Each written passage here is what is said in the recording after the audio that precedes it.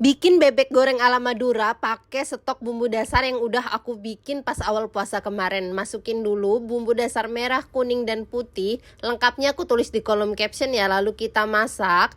Next, masukkan bebek yang udah dipotong, kita masak lagi kurang lebih 5 menit, lalu dikasih santan dan juga air asam jawa.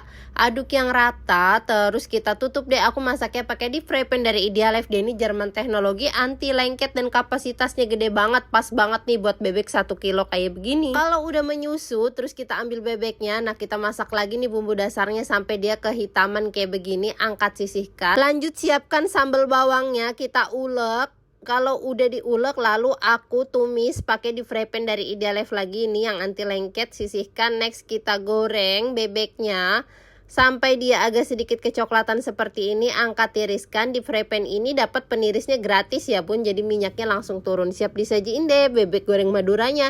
Simple banget kan, karena sebelumnya aku udah bikin bumbu dasarnya. Resepnya kalian scroll ya, udah aku share di bawah. Tinggal disajiin pakai nasi panas dan juga lalapannya. Ini mantul banget deh buat menu buka puasa ataupun buat menu sahur.